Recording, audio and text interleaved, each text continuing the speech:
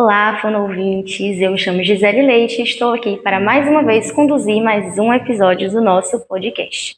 E hoje teremos como tema o papel da fonoaudiologia na promoção de uma saúde antirracista, com o nosso convidado Marcos Vinícius. Seja muito bem-vindo. Aqui no nosso podcast a gente tem uma regra, que é quem se apresenta é o convidado. Então, eu e a galera de casa, nós queremos saber, quem é você na fila do pão? Na fila do pão, na fila do SUS. Bom, olá a todas, todos, todes que estão me ouvindo nesse momento. Eu sou Marcos, né? Sou professor aqui do curso de fonoaudiologia, né? Do Instituto Multidisciplinar de Reabilitação e Saúde da Universidade Federal da Bahia. Também sou doutor em saúde pública, né? Onde desenvolvi meus estudos no campo na área de política, planejamento e gestão na saúde, mas estudando especificamente esses temas em relação à saúde da população negra, né? Então hoje eu sou um pesquisador do campo da saúde da população negra, digamos assim, né? Que é por onde se desenvolve parte importante dos meus estudos, pesquisas, atividades de extensão, cooperação técnica, né, com secretarias municipais, estaduais, Ministério da Saúde. Então é isso. Um currículo muito extenso, né, pessoal? Então, para nós começarmos o nosso bate-papo aqui no nosso podcast, eu vou fazer a primeira pergunta, que é: o que fez você reconhecer a importância de discutir o racismo dentro das práticas fonoaudiológicas? Eu acho que, na verdade, o que me leva, o que me aproxima do tema da discussão do racismo, né? Bom, a minha trajetória, né? Eu sou graduado em fonoaudiologia, né? Então, obviamente, que durante o meu processo formativo esse não foi um tema, né, presente ou estimulado, e aí faz todo sentido perguntar, mas como é que saindo da fonoaudiologia, né, que a minha época e a minha formação era uma formação extremamente clínica, né, avança para um tema do racismo, que é um tema que, no senso comum, seria um objeto de interesse das ciências humanas e sociais, né, não de quem faz saúde. Mas isso é mediado pela minha aproximação com o campo da saúde coletiva, né? Então, na medida em que eu entendo que a saúde é um direito, né? E que a saúde, né, preciso considerar as determinações sociais no processo de saúde, no processo de adoecimento, isso vai me aproximando de uma leitura sobre a realidade brasileira. E ao se aproximar de uma leitura da realidade brasileira, é inevitável você se deparar com o tema das desigualdades étnico-raciais no Brasil, né? E isso, obviamente, vai remetendo ao racismo. Então, quando as pessoas me perguntam: mas como é que você foi estudar racismo? Eu digo: eu fui estudar racismo porque eu fui aprofundar o debate de saúde, né? Então, é estudando saúde que eu chego no tema do racismo. E, obviamente, a fonoaudiologia é uma profissão da saúde, né? A gente não está aqui só para pensar as pessoas adoecidas, né? Mas a gente precisa pensar essas pessoas de uma forma integral, né? Essas pessoas, promover saúde para essas pessoas. Então, obviamente que isso também acaba vindo para o campo da reflexão dessas práticas, né? Fazer da fonoaudiologia, como que a gente pode pensar uma fonoaudiologia que assuma um compromisso de favorecer o acesso aos serviços de saúde, né? A gente sabe hoje que, dado os efeitos do racismo, né, um dos efeitos importantes do racismo tem a ver com as disparidades étnico-raciais, inclusive de acesso ao serviço de saúde. Quando a gente coloca a saúde de um modo geral, isso já é muito difícil. Quando a gente coloca a fonoaudiologia em perspectiva, a gente vê que é duplamente mais difícil, né? Pessoas negras, pobres, periféricas acessarem esse serviço, né? Quando há uma necessidade tão importante, assim, tão grande no nosso país. Isso não sou eu que digo, os dados epidemiológicos mostram que os riscos aumentam e a necessidade de fonoaudiólogas e fonoaudiólogos cada vez mais. Sim. O senhor faz essa fala, o senhor fala sobre a sua formação acadêmica, que foi um pouquinho mais lá atrás do que a nossa, provavelmente. Sim. Então, assim, o senhor acha que a graduação, né, o curso de fonoaudiologia de hoje, já contempla esses aspectos da saúde antirracista? Olha, se a gente coloca em perspectiva, né, o que foi feito, o que foi a minha graduação lá em 2000, eu concluí meu curso em 2006, né? A gente olha que foi 20 anos atrás, é óbvio que a gente tem uma realidade muito diferenciada, né? Nesses 20 anos o Brasil cresceu muito do ponto de vista do debate étnico-racial na sociedade como um todo, principalmente nos últimos 7, 8 anos, né? E, obviamente, pela responsabilidade da atuação do movimento social, né, da juventude negra, dos coletivos culturais, da arte, da ciência. Então, isso, obviamente, a universidade ela não é alheia à realidade, ela acaba trazendo também isso para dentro.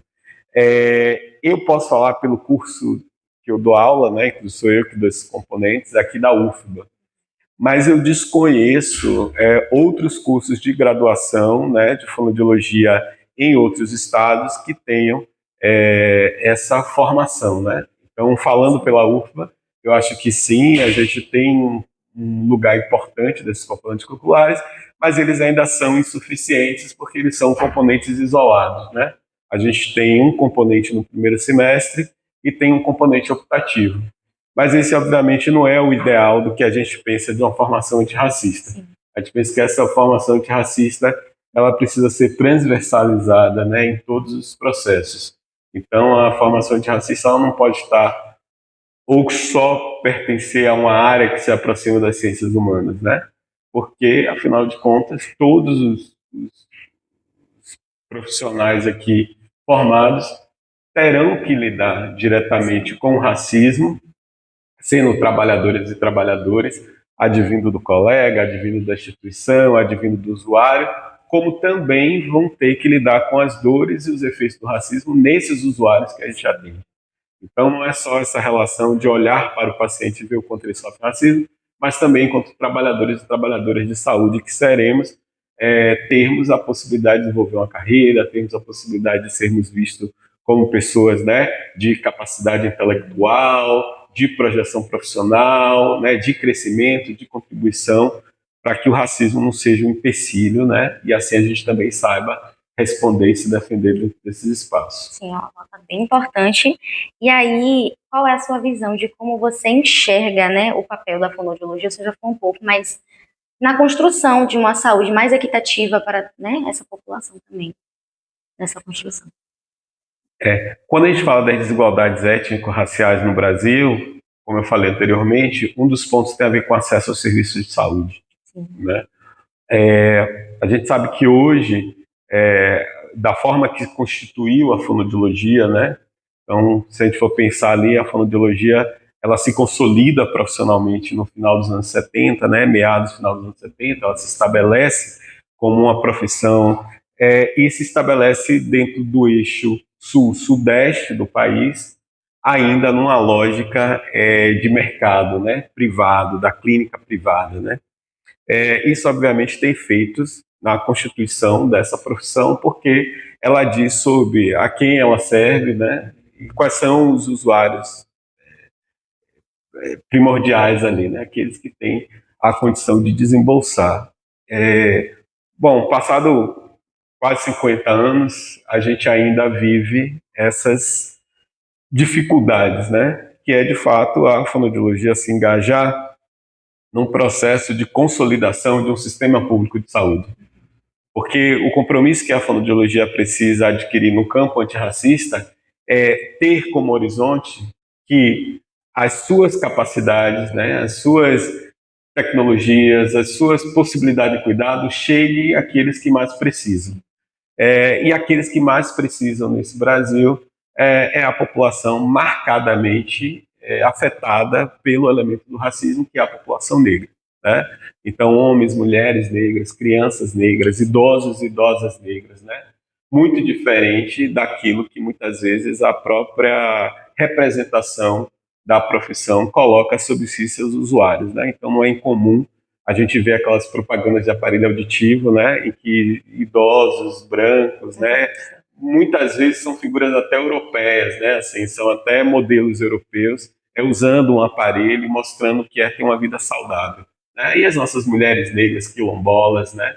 As nossas mulheres negras de matriz africana, que vivem em periferias, quer dizer, essas idosas elas não podem se projetar, e esse imaginário que está sendo construído para o fonoaudiólogo e a fonoaudióloga, nesse imaginário não cabe idosos negros, não cabe crianças negras, não cabe mulheres gestantes negras.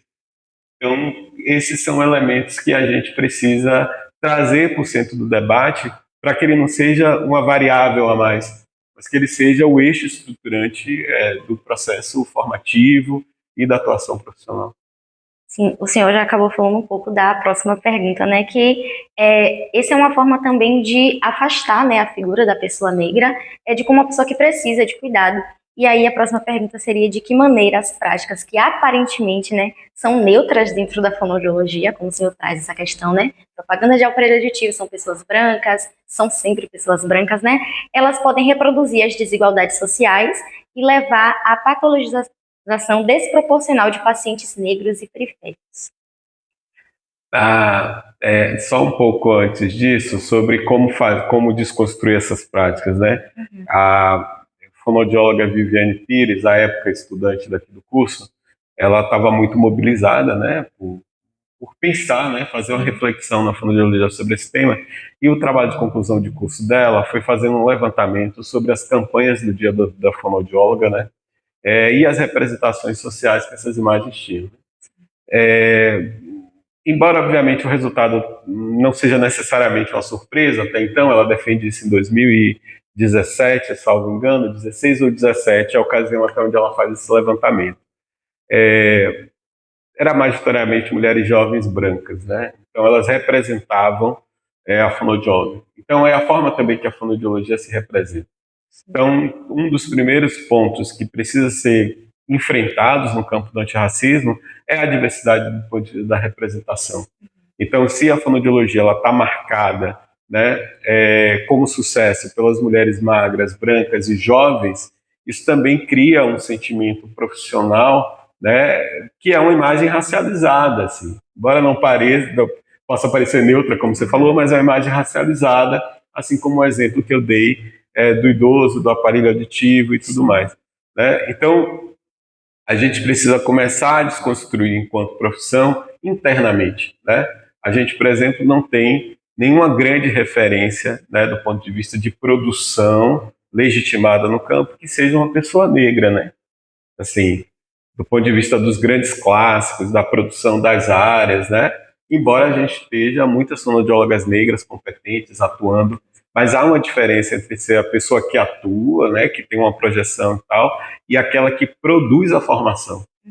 Porque quando a gente vai pegar os grandes nomes da fonoaudiologia que produzem a formação, produzem a teoria, conduzem, né, o imaginário do etos profissional, ela não está, obviamente, na figura negra. Então, esse é um elemento importante do ponto de vista da desconstrução desse ideário, né, que é branco, que é feminino e que é jovem, né, para a gente adquirir, por exemplo, outras possibilidades dentro dessa profissão, né, de uma profissão que saiu do eixo sul-sudeste e foi para o norte do país, para a região amazônica, né, que foi bebê da cultura indígena, né, presente ali nos estados do Pará, do Amazonas, que veio beber na cultura negra de uma cidade como Salvador, né, historicamente, como é que se diz, historicamente importante do ponto de vista da luta antirracista, né, uma cidade que tem Ileaê, uma cidade que tem Olodum, uma cidade que tem Malê de Balê, uma cidade que tem Filhos de Gandhi. Como é que essa fonoaudiologia não se incorpora, né? Uma cidade que tem sertão, né? Uma cidade que tem vaqueiro, um estado que tem vaqueiro, um estado que tem sertão, um estado que tem uma diversidade de bioma importante. Como é que isso não se incorpora, né, do ponto de vista da cultura profissional? Então, esses são elementos que a gente vai se revendo enquanto profissão, né, para justamente favorecer que práticas antirracistas sejam colocadas em voga. Porque se a gente trabalha com a neutralidade das práticas, e a gente trabalha com a perspectiva do embranquecimento profissional como um horizonte a ser alcançado, os elementos não são problematizados, porque, afinal de contas, né? Todo o horizonte está pautado ali. Então, são essas formas de se representar, a forma que se constrói, por exemplo, os encontros nacionais através dos congressos, né? Como é que se projeta isso, né? Qual é a imagem de sucesso que está sendo apresentada ali ou que está sendo requerida, mesmo que isso, obviamente, não esteja em nenhum manual, mas é um ideário que está sendo requerido ali. Então, esses são elementos que vão nos afastando, né, subjetivamente daquilo que é real e concreto de um país que não resolveu até hoje a sua dívida histórica de 350 anos de escravidão. Eu não posso olhar para nada nesse país sem olhar que essa dívida, ela, né, que se resolva essa dívida posta para esse país. Né? Sim, importante. É uma fala muito importante que você trouxe agora. E aí, como essa pessoa que atua nesse campo da fonoaudiologia, né, da saúde antirracista, está aí nessa luta, quais dicas que o senhor dá em como ter esse olhar racializado e como isso muda a forma de conduzir um atendimento e ter toda essa percepção da fonoaudiologia mesmo, num atendimento, no acolhimento de uma família, enfim. As práticas da fonoaudiologia são muito diversas, né? Sim. As práticas clínicas. E, obviamente, que cada campo, né? Cada prática profissional, ela pode incorporar elementos, né? Para poder incrementar, né? Ou seja, qualificar a sua prática no sentido de desconstruir processos que estão historicamente amarrados ali, né? E desfazê-los, obviamente, né? Então, há vários níveis de práticas profissionais. A gente pode falar sobre as práticas de promoção da saúde, né, que são práticas inespecíficas, onde a gente vai trabalhar o combate ao racismo, né, onde a gente vai trabalhar a promoção da igualdade racial. Então, tudo isso vai atravessando. Por exemplo, se a gente for pensar uma prática de linguagem, por que essa prática de linguagem não pode dialogar com os elementos que são constituintes da cultura afro-brasileira? Por que a gente está buscando referências em protocolos A, B ou C de outros países, né, do centro branco do mundo, e a gente não consegue pensar, por exemplo, na nossa própria realidade, né? Então, isso é uma prática de promoção dessa igualdade racial que a gente pode trazer para as terapias, né? Que a gente pode trazer para as atividades de promoção, para as atividades de prevenção à saúde, né? Se eu sei que, por exemplo, a população negra ela tem maior risco, né, de hipertensão, eu preciso pensar ações educativas, né, que atinjam esse grupo a partir das condições de vida que foram impostas para ela. Então, se o grupo ele tem maior risco de hipertensão, não tem a ver necessariamente com a condição de uma determinação genética. Tem a ver, na maioria das vezes, com a condição de vida. Né? Então, assim, quem é que tem direito, né, o acesso a tal da alimentação saudável? Né? A gente já conhece os fatores de risco. Então, a gente sabe que uma alimentação saudável, a gente sabe que uma vida tranquila, né, sem estresse, a gente sabe que horas de sono, quer dizer, é tudo aquilo que a população negra não tem. Né? Porque além de viver os efeitos econômicos e materiais que o racismo proporciona, né? Que tem a ver com a baixa renda, os subempregos e tudo mais, a dificuldade de acesso à educação, tem que conviver com as condições subjetivas também da apreensão, do estresse, de ser exposto ou exposta a um caso de racismo. Né? Quantas vezes eu já ouvi pessoas que moram em bairros periféricos dizerem o estresse que gera nelas vir até uma região como essa, do Canela, da Graça, porque elas se sentem vigiadas, sentem medo de que qualquer movimento possa ser interpretado como alguém que vai fazer alguma coisa ilícita naquele bairro. Né? Então você imagine que é um estresse mínimo, que, por exemplo, a muitas pessoas brancas isso pode não aparecer, que é transitar pela cidade. Né? Poder acessar os espaços. E não é qualquer trânsito pela cidade, é o trânsito naquelas regiões que concentram os maiores equipamentos de uso, né, coletivo. Então, é nessas regiões de bairros de majoritariamente pessoas brancas, que estão as clínicas, né, que estão os grandes hospitais, que estão os shoppings, que estão os teatros, né, os equipamentos de cultura, de lazer, de saúde, de assistência social, e é onde as pessoas se sentem menos à vontade de transitar. Então, você imagine, Quer dizer, além de todas essas condições materiais, essas condições subjetivas também. Então, como é que você fala de uma saúde, né? Para você, então tudo isso envolve, por exemplo, riscos à hipertensão, né, ao agravamento de determinadas condições de saúde que a gente sabe que pode ter como consequência um acidente vascular cerebral, e a gente sabe que isso pode gerar também consequências importantes do ponto de vista, né, falando especificamente da afasia, né, que exige cuidados e atenção fonoaudiológica. E aí você veja, eu fiz esse caminho longo para demonstrar como lá no estresse é importante a gente combater o racismo e promover a igualdade racial, para que quando não chegue lá na afasia, para que justamente não chegue. Sim. E se chegar, a gente tem uma melhor condição de cuidado a essas pessoas, que elas possam ter acesso ao serviço de saúde, né? Que elas possam ter acesso à fonoaudióloga, né? Porque elas hoje é praticamente para essa população impagável, né, uma terapia semanal de uma fonoaudióloga. Então é isso que é pensar uma fonoaudiologia antirracista. É olhar e dizer, olha, existe uma dívida histórica nesse país e essa profissão ela está engajada em coletivamente avançar, né, dar um passo a mais nesse país para fazer com que o nosso cuidado chegue até essas pessoas. E nós temos muito para fazer. A fonoaudiologia tem uma importante atuação dentro da saúde pública brasileira e é pela saúde pública brasileira que ela vai chegar a essas pessoas. É um caminho longo ainda a ser percorrido, né? Porque é uma dívida histórica que a gente Sim. tenta reparar, mas sempre cai, infelizmente, vai caindo no mesmo lugar de marginalização dessa população.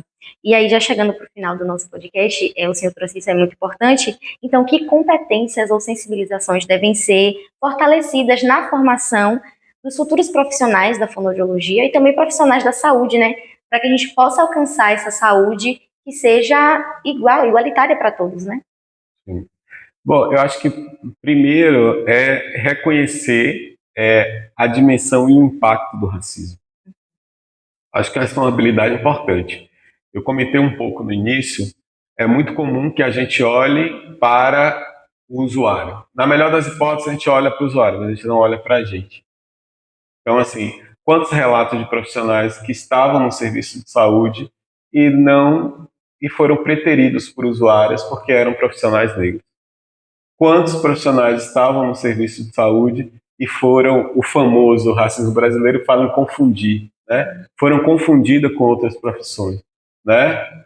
Que, né, não tem nenhum problema do ponto de vista, né, de achar que você não é tal profissional ou é outro, mas a gente sabe que do ponto de vista do racismo, ele nunca pensa a pessoa negra em um lugar, né, de uma profissão mais qualificada. Sempre pensa a população negra em ocupações desqualificadas, né? Então não é incomum um profissional ser confundido com alguém da recepção, confundido com alguém da limpeza, né? Ou muitas vezes ter pedido para o próprio colega tratar como. Então, por isso que eu digo, uma primeira competência é que se entenda quais são as dimensões do racismo. Então tem esse racismo que é o mais comum, né, na pessoa, a discriminação, o preconceito, mas entender a dimensão institucional do racismo, como as instituições promovem ou se omitem, e quando as instituições se omitem também, elas também atuam ali, entender que há essa dívida histórica, há essa estrutura social que ela não é, digamos assim, inerte, ela alimenta e retroalimenta o racismo. Então, uma formação de fonoaudiólogo, de fonoaudióloga, precisa necessariamente trazer esses elementos. Porque ao trazer esses elementos, o olhar para as questões que lhe aparecem são outros, né? Então, eu não leio mais a criança negra como um bullying abstrato. Eu tenho que ler que o que acontece ali dentro são práticas de racismo, né? E esse racismo não é só do coleguinha que estabelece racismo com ela, é também como a escola se omite diante do racismo que ali acontece. E aí, se eu não entendo esse processo, eu não consigo, enquanto profissional de fonoaudiologia, fazer um cuidado adequado para ela, mas ao mesmo tempo fazer um posicionamento frente à escola e um diálogo com essa mãe para poder acolhê-la também na sua dor, né? Então, veja, esses são elementos de uma prática antirracista, mas só vai fazer se tiver os pressupostos.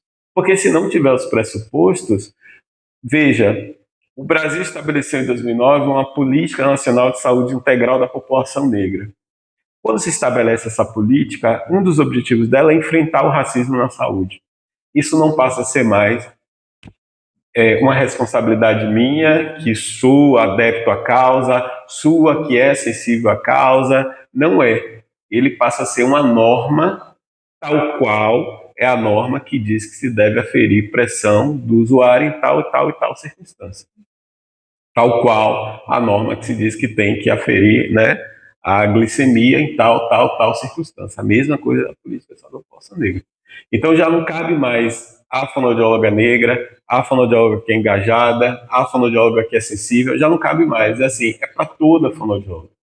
Então ela precisa olhar. Então esse é um elemento também que precisa ser incorporado. É preciso que os estudantes conheçam no seu processo formativo as políticas que existem. Existem políticas, existem normas. Hoje isso está normatizado. Isso hoje já não é mais espontâneo, da vontade, né?